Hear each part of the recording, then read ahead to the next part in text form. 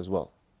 Even though in most of the books of the Ash'ari creed and the Maturidi creed, they refer to something as awul nadar, awul wajib al-nadar. The first obligation is another, which is systematic analyticity, or if you call it dialectic theology, or that in fact they state that the first thing you have to do is a wajib, as an obligatory action, is to think about what the truth is from outside a religious paradigm, to use logical principles to. And Ibn Taymiyyah disagreed with this. He said you don't need to do that, because in fact you have the fitrah.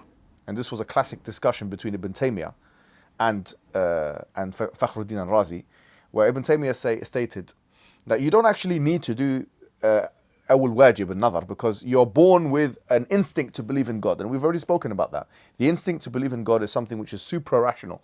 It's like, as Ibn Taymiyyah himself mentioned, when the baby is born, it has an instinct to suck the breast of the mother. Now this is an instinct. You don't need to rationalize that. You don't need to think about that.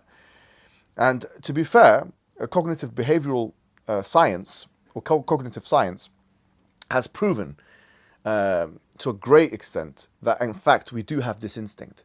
And I'm not sure if you remember the first lesson we done on epistemology, and I quoted something from Justin Barrett, where in fact he mentions the Islamic fitrah itself. He mentions it by name in his book in 2011.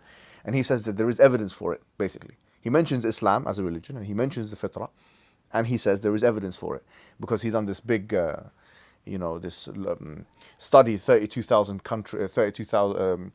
participants, children, and he questioned them, and him and the other people that were involved in the study. And in fact, it's true that babies are born, or children are born, believing in a higher power.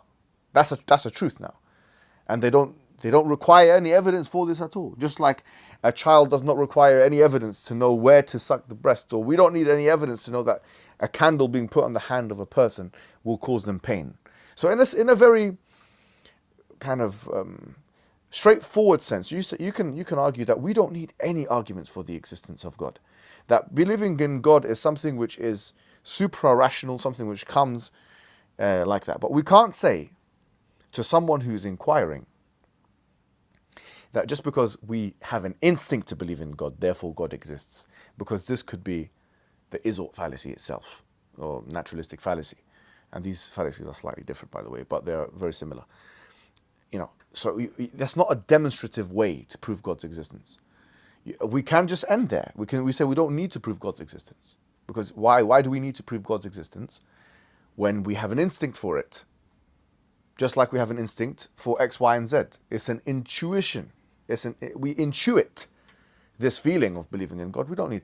But some people you'll need to. And Ibn Taymiyyah, interestingly, he states the following, and I've taken this from his book, Ar-Raddu ala al-Mantiqiyin, or a reply to Aristotelian logic, let's call it.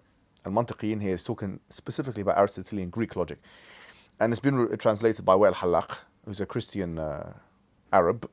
And Ibn Taymiyyah states the following. He says, some people, every time the proof is more explicated and detailed, with more logical premises, it was more useful to them. And this is the kind of person one should use a detailed kalam approach or any other such analytic approach which they would be used to.